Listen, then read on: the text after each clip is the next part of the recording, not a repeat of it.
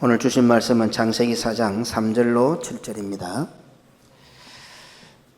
세월이 지난 후에 가인은 땅의 소산으로 제물을 삼아 여호와께 드렸고 아벨은 자기도 양의 첫 새끼와 그 기름으로 드렸더니 여호와께서 아벨과 그의 제물은 받으셨으나 가인과 그의 제물은 받지 아니하신지라. 가인이 몹시 분하여 안색이 변하니 여호와께서 가인에게 이르시되 내가 분하여함은 어찌 됨이며 안색이 변하면 어찌 됨이냐. 네가 선을 행하면 어찌 낯을 들지 못하겠느냐. 선을 행하지 아니하면 죄가 문에 엎드려 있느니라. 죄가 너를 원하나 너는 죄를 다스릴지니라. 아멘. 성경은 하나님의 심정을 담고 있습니다. 그런데 우리는 의외로 성경을 통해서 하나님을 오해하는 경향이 많습니다. 하나님의 말씀을 보고 하나님의 말씀을 듣고 그런데 하나님을 오해하는 것 이상하지 않습니까?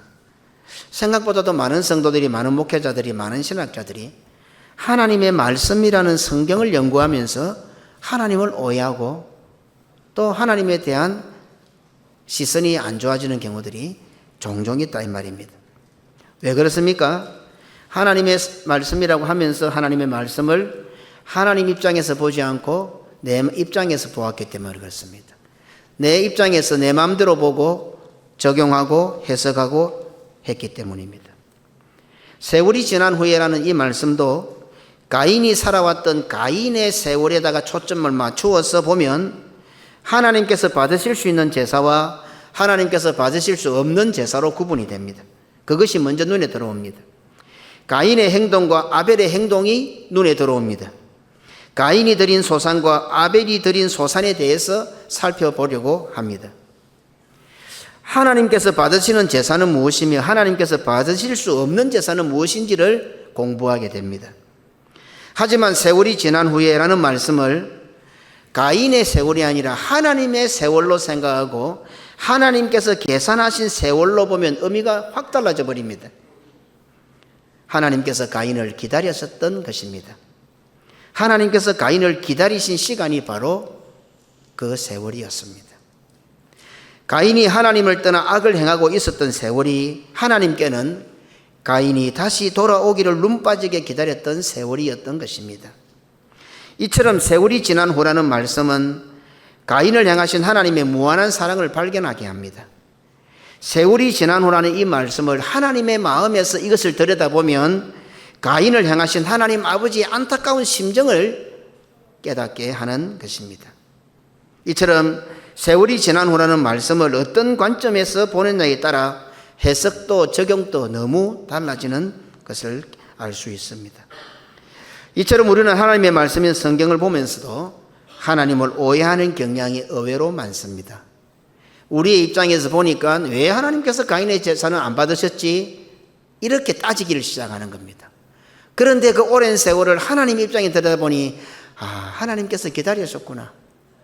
가인이 돌아오지 않는 그 세월이 하나님께는 너무도 오랜 세월이었구나. 하루가 천년 같은 세월이었구나. 결국 하나님의 사랑이었구나. 똑같은 말씀을 놓고도 우리의 입장을 가지고 성경을 들여다보면 하나님을 오해하고 하나님의 입장을 가지고 성경을 들여다보면 우리를 향하신 하나님의 무한한 사랑이 보여진다 이 말입니다. 결국은 무엇입니까? 예수님께서 하신 말씀입니다. 하나님을 오해하는 것은 자기 자신을 부인하지 못했기 때문입니다. 그러니 성경을 읽을 때도 자기 자신을 부인하고 성경 읽어야 되고 성경을 들을 때도 말씀을 들을 때도 설교를 들을 때도 자기 부인하지 않으면 설교가 안 들리는 겁니다. 예수님께서 하신 말씀이 그게 정확한 명답인 겁니다. 자기를 부인하지 못할 때 하나님의 말씀인 성경을 보고서도 하나님을 오해하는 결과를 낳게 됩니다. 가인도 하나님의 말씀을 오해했습니다. 가나안도 노아 할아버지의 말씀을 오해했습니다. 가룟 유다도 예수님의 말씀을 오해했습니다. 서기관들도 바리새인들도 예수님의 말씀을 오해했습니다. 큰아들 탕자도 동생을 받아들이는 아버지의 말씀과 결정을 오해했습니다. 하나님의 말씀을 오해한 자들의 결과는 동일합니다. 한결같습니다. 똑같습니다. 하나님의 말씀에 대한 오해는 죄가 문에 엎드려져 있는 형국과 같습니다. 이 말씀에 대해서는 다음 주일에 구체적으로 제가 말씀을 드리겠습니다. 죄가 문에 엎드려져 있는데도 불구하고 정신을 차리지 않으면 그 결과는 가인과 똑같은 길을 가게 됩니다. 주일에 드려지는 예배와 말씀에 아멘이 되지 않고 오해가 된다면 그 사람 문 앞에 죄가 엎드려져 있는 겁니다. 고신교회 성도라면 고신교회에 대한 오해가 있다는 것은 그 사람의 문에 죄가 엎드려 있다 하는 것과 같은 말입니다. 고신교회에서 설교하는 목회자와 설교자에 대한 오해가 있다는 것은 그 사람의 문에 죄가 엎드려 있는 것과 같습니다. 하나님께서 가인을 찾아가셨던 것처럼 오늘 우리를 찾아오셨습니다. 하나님께서 가인의 상태를 지적해 주셨던 것처럼 오늘 우리의 상태를 지적하고 계십니다. 하나님께서 가인의 상태를 파악하여 경고하셨던 것처럼 강단의 설교를 통해 하나님의 말씀과 교회와 말씀 사역자에 대한 오해를 가진 자들의 상태를 파악하시고 지금 지적하시고 성령 하나님께서 친히 경고하고 계십니다. 그 악한 행실을 중단하지 않으면 죄가 문에 엎드려져 있다고 경고하십니다. 교회에 대하여 목회자에 대하여 말씀 사역자에 대해서 오해하는 것은 설교를 듣고 오해하는 것 아닙니다. 오늘 설교가 내 마음에 안 맞아서 그래 오해가 생기고 기분이 나쁘고 아닙니다. 방금 지금 하는 설교를 들어서 분노하고 안색이 변하는 것이 아니란 말입니다. 하나님께서 받지 않으시는 숨겨진 삶을 살고 있었기 때문입니다. 가인처럼 하나님께서 받아주실 수 없는 세월을 살았고 그 사실이 설교를 통해서 발각이 났고 드러났기 때문에 마치 설교 때문에 분노하고 설교 때문에 안색이 변하는 것처럼 외식하는 겁니다. 오늘 설교를 듣고요, 가인처럼 산 사람은요 다 분노하고 안색이 변할 수밖에 없어요. 숨겨진 삶을 살아갖고 하나님 떠난 인생을 살고 있었어요. 그런데 설교를 통해서 딱 그게 드러나는 거예요.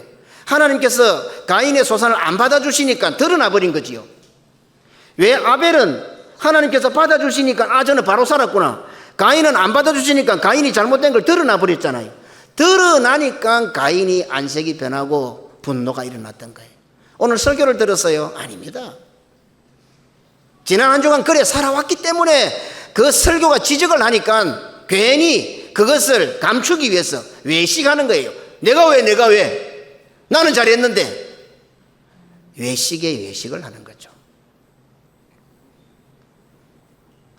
가인처럼 악을 행하고 원망과 불평했던 것이 숨어 있었는데 설교를 통해서 지적을 당하니 오히려 적반하장격으로 분노하고 안색이 변하는 것입니다. 그런데 누구든지 그럴 수 있습니다. 잘못하다가 들켜도 지적을 당하면 기분이 좋지 않습니다. 안 그렇습니까? 예, 내가 잘못한 걸 압니다. 그런데도 잘못했다고 지적을 당하고 뭐라 하면 기분이 좋을 리는 없습니다. 요즘은 사람을 죽여도 이유가 없지 않습니까? 원수를 갚는 것은 그나마 이유가 되는데 아무 이유가 없잖아요. 아무 이유가. 그냥 생뚱맞게 생전 처음 보는 사람을 죽이고 때리고 하잖아요. 묻지 마. 이유가 없잖아요. 우리 아이들을 키우다 보면 아이들이 잘못하다거나 위험한 행동을 할 때 부모들이 제재를 가합니다. 울고불고 고집을 피우고 난리를 떱니다. 그래 나이가 좀 들면 어떻습니까? 나이가 들면서 아이들이 조금씩 알아갑니다. 진앙화되고 제법 고도화됩니다. 부모가 뭘 좋아하고 싫어하는지 이제 압니다. 부모의 눈을 피합니다. 그리고 주위의 시선도 피하는 방법을 알게 됩니다. 그리고는 머리가 굵어집니다. 그때는 부모 시선도 주위 시선도 아랑곳하지 않습니다. 자기 좋은 대로 살아갑니다. 두 얼굴로 살아가는 거죠. 두 얼굴로. 마치 하나님께 제사 드리기 위해서 열심히 소산을 거두는 것처럼 가인의 외식을 합니다. 아버지를 위해서 늦은 시간까지 밭에서 일하는 것처럼 맏아들의 외식을 합니다. 그러니 부모는 속는 거죠. 저놈 잘하는구나 이렇게 생각하는 거죠. 그런데 어지간하면 부모들도 압니다. 자기 아이들이 부모 앞에서 잘하려 하는 거하고 뒤에서 딴짓하는 거 어지간한 부모들도 거의 뭐 바보가 아닌 이상은 대충은 압니다. 그죠? 부모들도. 네.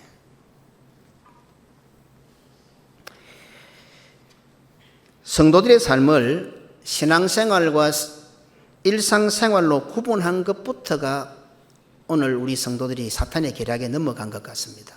이 외식이라는 단어, 안 그런 척하는 것. 그래서 저는 이 말씀을 이렇게 한번 풀어보았고 묵상을 해보았습니다. 성도의 삶을 교회 생활과 세상 생활로 구분한 것부터가 이미 거짓되고 외식된 삶을 살겠다고 작정한 것 같습니다. 오늘 주일 교회 오면은 교회 생활, 저문을 나서고 나가면 세상 생활로 우리가 인식을 그리 하잖아요. 아, 이거 표현부터가 잘못됐구나. 그러면 구원받은 성도가 교회 오면은 천국 생활, 교회 안 오면은 지옥 생활. 이거 규정 자체가 이미 양다리를 걸치고 살 수 있다는 것을 그냥 전제로 깔아버린 것 같아 이 말입니다. 성도가 살아가는 전 생활이 신앙생활입니다. 성도는 이 땅에 사는 전 인생이 교회 생활입니다. 아무리 세상에 나가 살아도 우리는 구원받은 백성 아닙니까? 교회 나가면 구원받은 백성이 아닙니까? 그런데 너무 쉽게 그냥 표현을 하다 보니까 교회 생활, 세상 생활 이러다 보니까 이게도 우리가 이 말에도 아주 맹점이 있구나. 그러니까 의뢰이 나는 교회를 떠나고는 세상 생활은 세상적으로 살아야 되고 여기 와서는 교회 생활, 이거 자체가 우리 스스로가 교회 생활, 세상 생활, 신앙 생활 이렇게 나눈 것 자체가 양다리를 걸치고 사는 것을 이미 전제하고 있구나.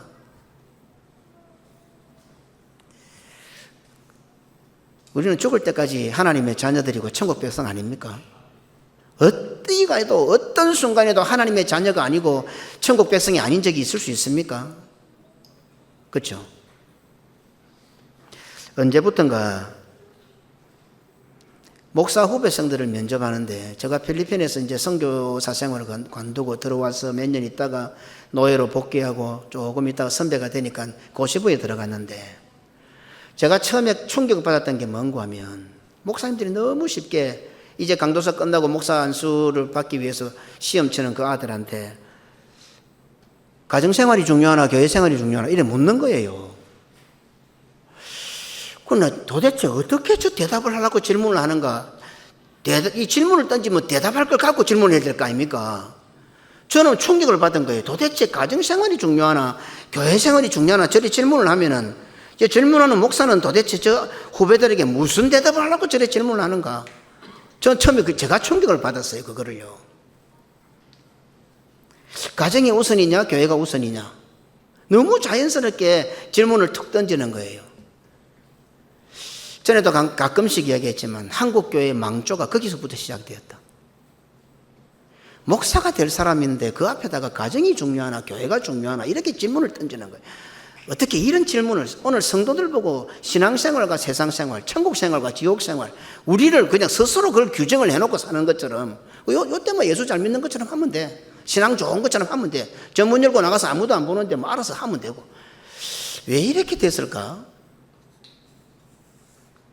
예수 그리스도를 나의 구주로 믿어 구원 얻고 하나님의 자녀가 되었고 그래서 하늘 백성이라고 하는 성도들의 삶을 교회 생활과 세상 생활로 구분 짓는 것 자체가 이미 성도들을 양다리 걸치게 하고 외식하게 만드는 사탄의 계략에 넘어갔다. 그리고 벌써 한 20, 30년 지나버렸죠. 전에 20, 30년 안 이랬거든요. 목사들도 안 이랬고 교회도 안 이랬고 성도들도 안 이랬거든요. 그런데 어디 가가지고 유럽 가가지고 미국 가서 막 그런 거 많이 배워온 사람들이 가정사역이 어떻고 이런 거 구분할 때부터가 그 새로운 거 갖고 오니까 새로운 거 가지고 오니까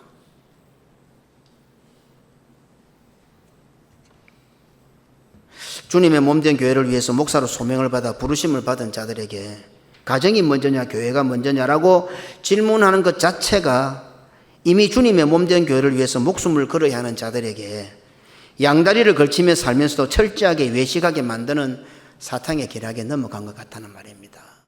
자, 이런 삶을 사는데도 설교를 듣고 찔림을 받지 않는다는 것은 어떻습니까? 그 자체가 벌입니다. 그 자체가 심판 가운데 있다는 증거입니다. 주님을 따라가지 않는 목사로서 살아가는데도 성경을 보면 찔림이 없다. 교회 생활과 세상 생활을 구분해 세상이라면 지 멋대로 살다가 왔는데 주일날 말씀을 들어도 아무 찔림이 없다. 그게 교회예요?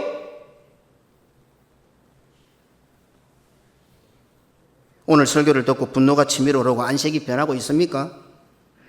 그나마 하나님의 은혜가 살아있는 사람입니다.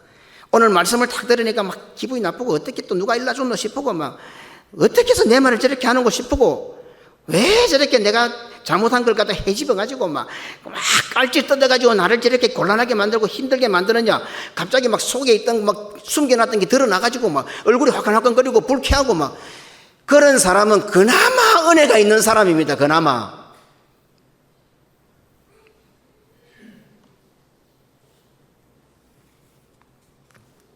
오늘 우리 모두는 하나님 말씀 앞에 지적과 찔림과 책망과 야단을 듣게 되어 있습니다. 오늘 제가 야단을 치는 것 같지만 저에게도 하는 말씀이에요. 나는 과연 어떤가? 나는 정말 말은 이렇게 하지만 겨우 후배들보다 조금 잘하는 것 같고 내가 뭐 잘한다 그거 아니지 않는가? 히브리서 4장 12절 하나님의 말씀은 살아있고 활력이 있어 좌우의 날선 어떤 검보다 예리하여 혼과 영과 및 관절과 골수를 찔러 쪼개기까지 하며 또 마음의 생각과 뜻을 판단하느니 오늘 하나님 말씀이 이렇게 골수를 관절을 찔러 쪼개고 마음의 생각과 뜻까지도 판단하는데 목사가 늘 말씀 보고 설교 준비하는데 누가 제일 먼저 거기 찔러 오겠어요? 제가 제일 먼저 찔림을 받을 거 아니에요. 매일 앉아서 설교 준비하고 틈만 나면 설교 준비하고 매일 이 나의 관절과 골수를 찔러 쪼개고 마음의 뜻과 생각까지 하시는 말씀을 보는 제가 제일 먼저 안 찔리겠습니까? 제가 제일 먼저. 거의 뭐 설교 시간 설교 준비하다가 울고 앉아있다가 뭐 그렇죠. 목사가 그 정도면 오늘 설교 듣는 성도들은 뭐 다 떳떳합니까?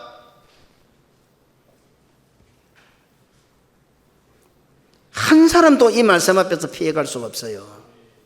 조금 더하고 조금 덜하고 차이일 뿐이지 도토리 기적일 뿐입니다. 설교는요 성도들로 하여금 근심하게 하는 것입니다. 고린도후서 7장 9절로 10절입니다. 내가 지금 기뻐함은 너희로 근심하게 한 까닭이 아니요 도리어 너희가 근심함으로 회개함에 이른 까닭이라. 너희가 하나님의 뜻대로 근심하게 된 것은 우리에게서 아무 해도 받지 않게 하리 함이라. 하나님의 뜻대로 하는 근심은 후회할 것이 없는 구원에 이르게 하는 회개를 이루는 것이요 세상 근심은 사망을 이루는 것이니라. 아멘. 오늘 말씀이 설교가 여러분들을 근심하게 만들어야 되는 거야.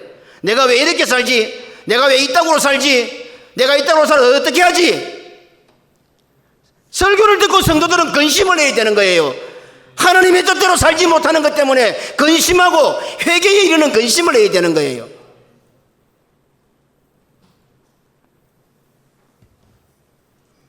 분명히 기억하십시오. 예배 시간 외에는 그 어디에서도 구원에 이르는 회개를 할 수가 없습니다. 주일날 강단에서 선포되는 설교만이 성도들로 하여금 구원에 이르는 회개를 찾을 수 있게 합니다. 그러니 예배의 핵심은 우리 주 예수 그리스도이십니다.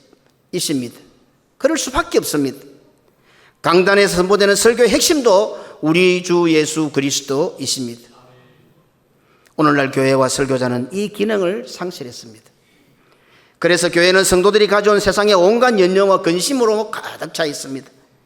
교회 안에는 세상 연려, 세상 근심이라는 쓰레기들로 꽉 차 있습니다. 가득합니다. 회개를 선포해야 하는 설교자들이 회개를 선포하지 않습니다. 회개가 선포될 이 강단과 교회에 회개라는 소리조차 듣기 싫어합니다. 오늘 집에 가서 한번 인터넷 검색을 해보십시오. 한국교회 강단에 회개라는 단어가 몇 교회나 들어갔는지 10손가락에 꼽히겠습니까? 싫어합니다.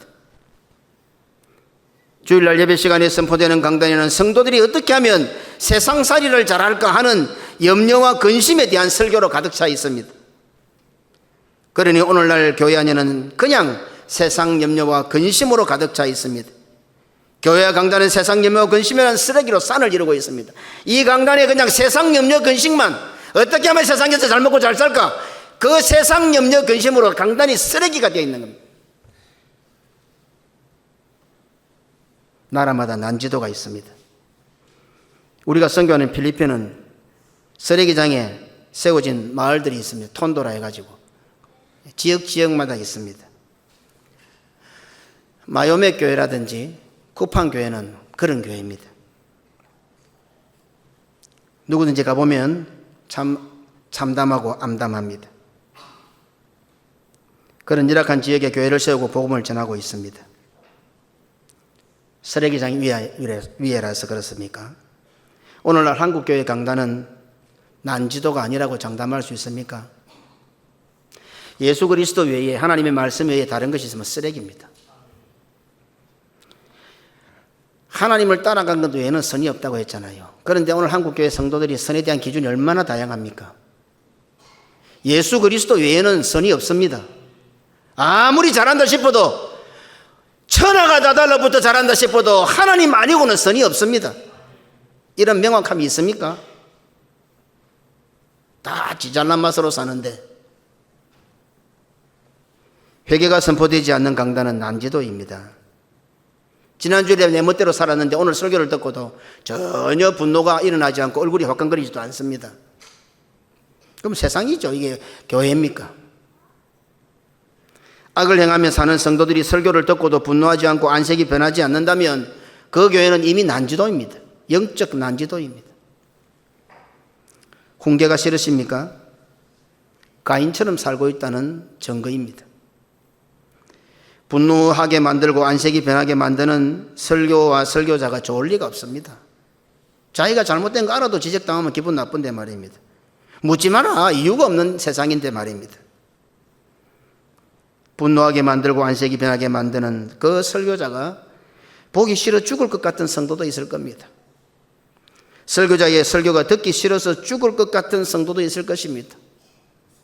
그래서 딴짓을 합니다. 듣기 싫어합니다. 특별히 싫은 설교자가 설교하면 막 될 수 있으면 구실을 삼아서 참석 안 하려고 합니다. 틈만 나면 분노하고 안색이 변하게 원망합니다. 안 그런 척 해야 되니까. 나는 안 그렇다는 걸 보여줘야 되기 때문에 왜 저런 설교를 하는 거야? 분노해야 되는 거죠.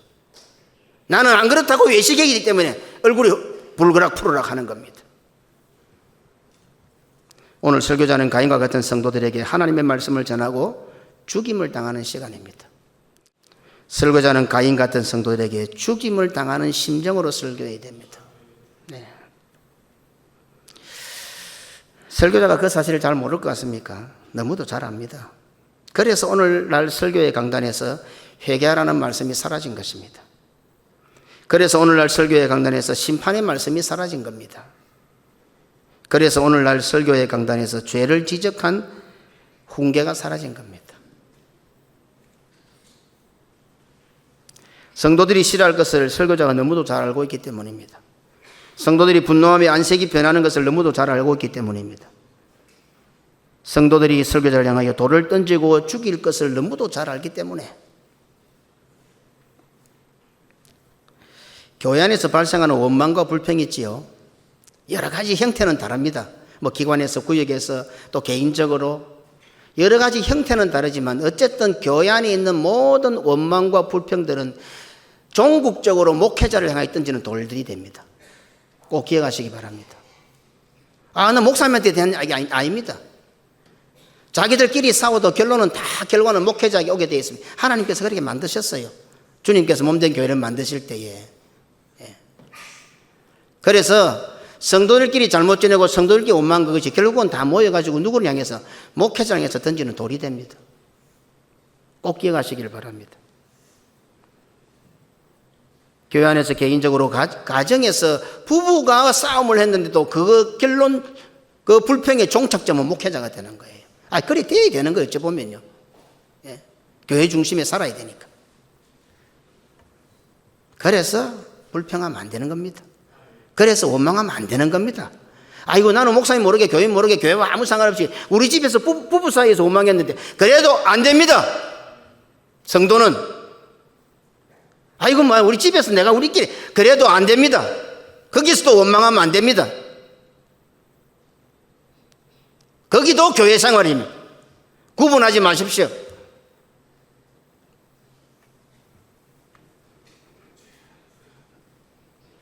오늘날 한국교회와 설교의 강단은 세상 근심이라는 쓰레기장이 되어 있습니다. 설교자는 훈계해야 합니다. 설교자는 회개를 촉구해야 됩니다. 설교자는 거역하는 자를 향하여 단호하게 경고해야 합니다. 그것이 성도들로 하여금 마귀의 올무에서 벗어나게 하는 하나님의 방법이기 때문입니다. 목회 방법이 다른 거 아닙니다. 하나님의 방법입니다. 그게 주님의 몸된 교회의 주인이신 예수님의 방법입니다. 그게 디모데후서 2장 25절로 26절 거역하는 자를 온유함으로 훈계할지니 혹 하나님이 그들에게 회개함을 주사 진리를 알게 하실까 하며 그들로 깨어 마귀의 올무에서 벗어나 하나님께 사로잡힌 바 되어 그 뜻을 따르게 하실까 함이라. 훈계해야 됩니다. 훈계해야 됩니다. 온유함으로 훈계해야 됩니다.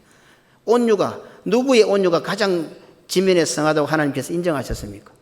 모세지 않습니까? 모세가 어떤 온유함이 있었습니까? 하나님이 금방 하나님의 손으로 적어준 돌판을 들고 그 백성들에게 내리쳤습니다. 백성들이 잘못하고 백성들이 죄짓는 게 문제입니까? 하나님의 손으로 직접 적어준 그 계명판을 들고 그게 무슨 모세가 더 잘못했습니까? 안 그렇습니까?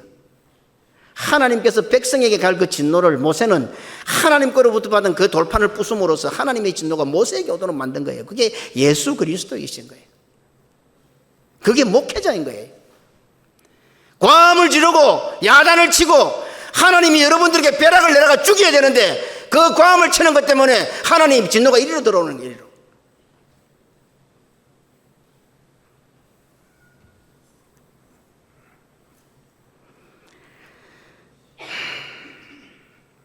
예배에 참여하여 설교를 듣고 분노가 치밀어 오르고 안색이 변하는 것은 그나마 지금 기회가 있다는 증거입니다.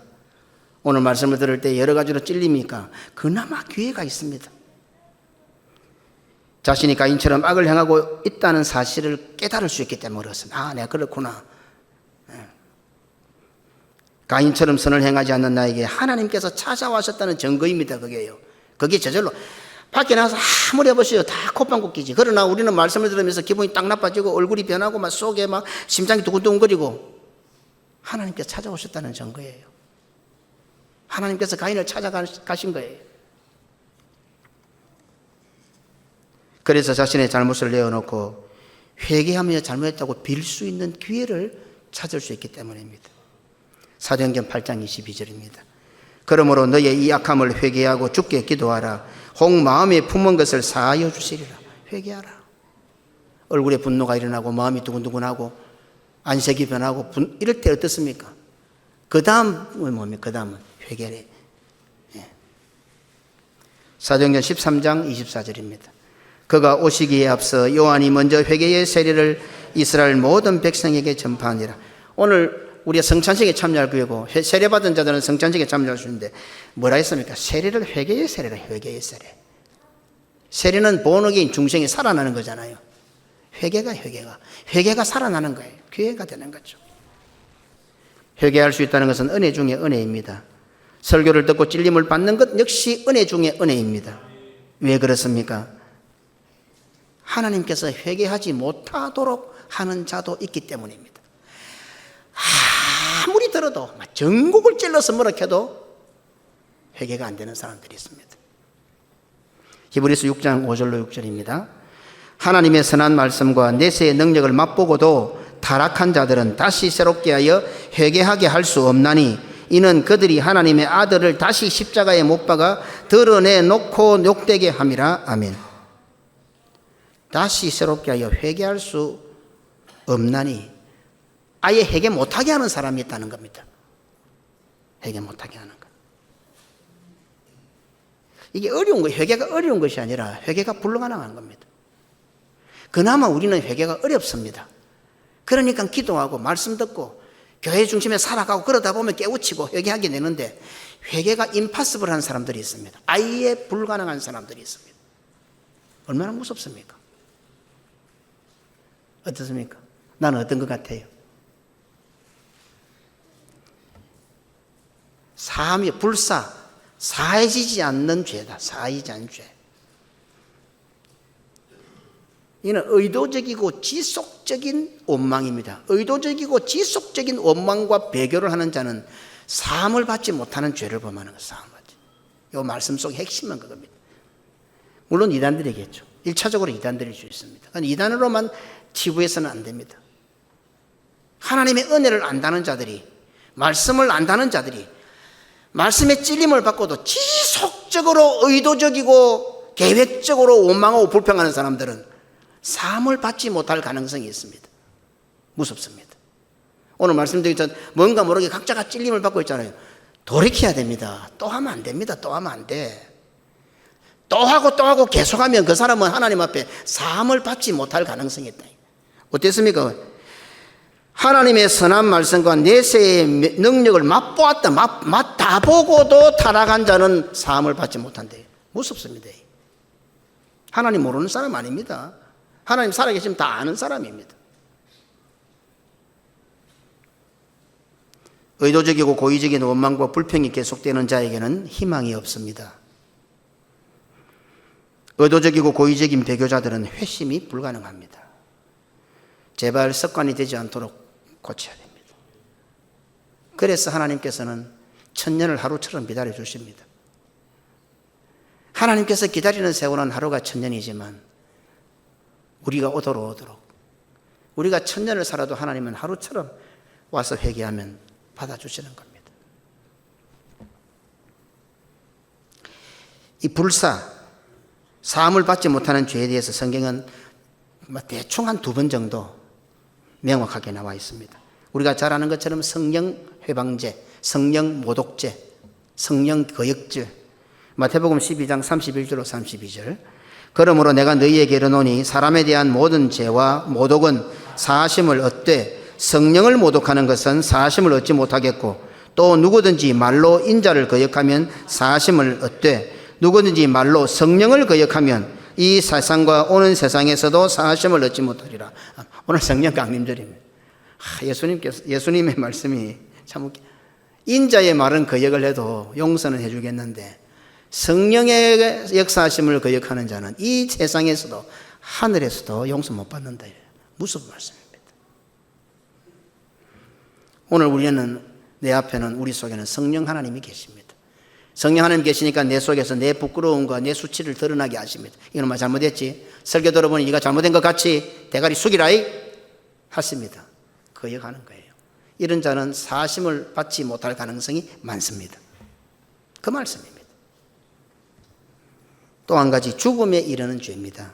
요한일서 5장 16절로 17절입니다. 누구든지 형제가 사망에 이르지 아니하는 죄에 범하는 것을 보거든 구하라. 그리하면 사망에 이르지 아니하는 범죄자들을 위하여 그에게 생명을 주시리라. 사망에 이르는 죄가 있으니 이에 관하여 나는 구하라 하지 않노라. 모든 불의가 죄로되 사망에 이르지 아니하는 죄도 있도다. 아멘.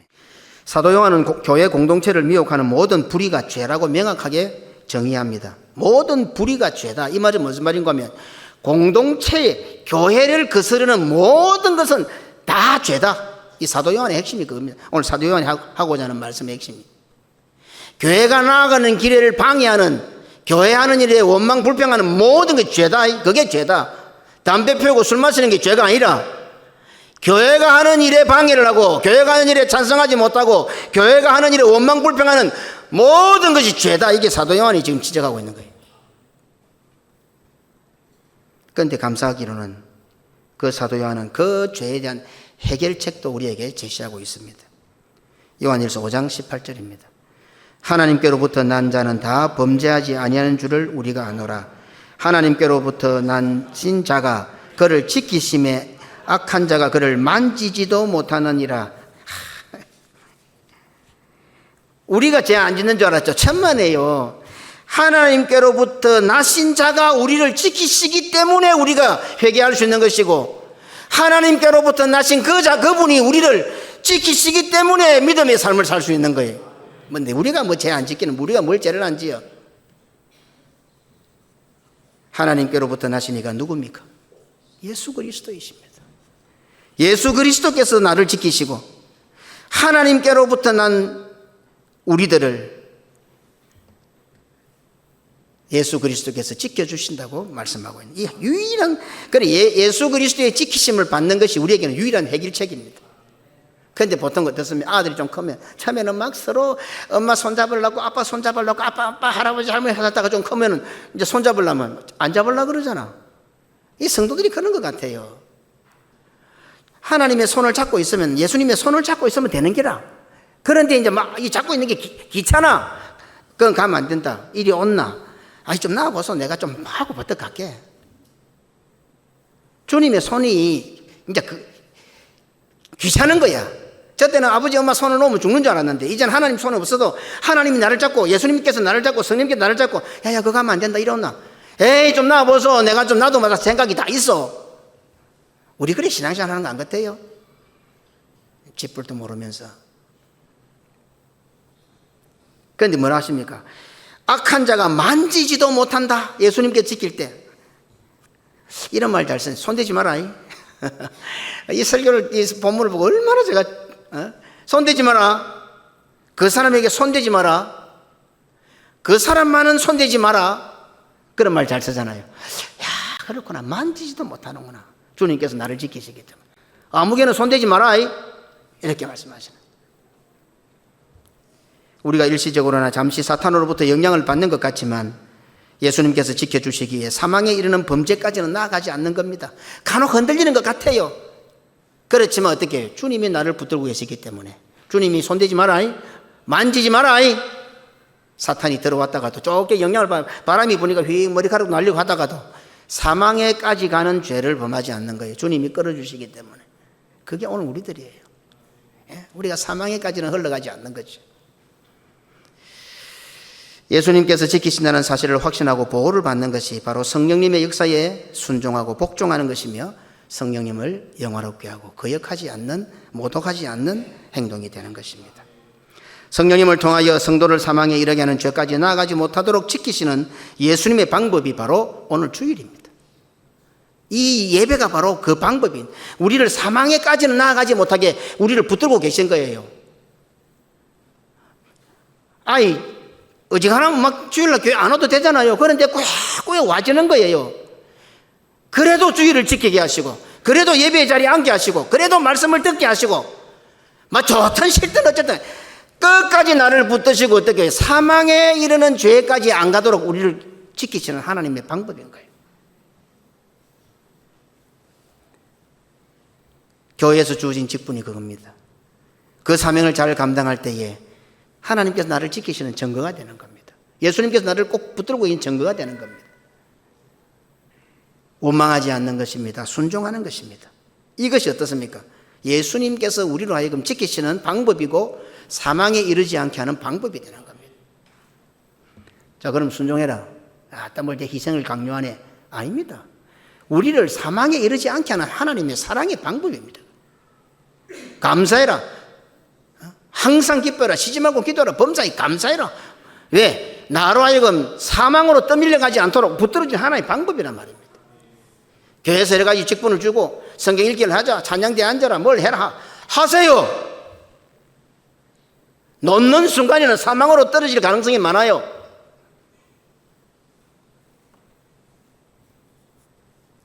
그 모든 것들이 결국에는 하나의 설까지 자기를 부인하고 자기 십자가를 지는 것으로 결론 지어집니다. 자기 부인 안 되고 자기 십자가 안 지어지는데 어떻게 순종하겠습니까? 천만에 절대로 못합니다. 그런데 자기 자신의 놈은 마치 좀비처럼 강치처럼 죽여도 또 살아나는 거예요. 그러면 주일마다 와야 그 놈을 또 죽이는 거예요. 그래야 사망으로 흘러내려가지 않는 거예요. 그래서 주일마다 예배 시간마다 말씀의 강단을 통하여 목회자라 설교자를 통하여 아무개야 네가 분하여 하면 어찌 됨이며 안식이 분하면 어찌 됨이냐, 이렇게 하나님께서 성령님께서 지적하시고 책망하시고 경고하시는 겁니다. 이 말씀이 내 귀에 들리는 것이 바로 성령님의 역사입니다. 이 말씀이 예배 시간마다 들리는 성도들이 되시기를 주님의 이름으로 축원합니다. 이 말씀이 들릴 때 회개하는 것이 바로 성령의 역사심이요, 예수님께서 나로 하여금 어떻게 해요? 사망에 이르지 않도록 붙들어주는 주님의 방법이고 성령의 역사입니다.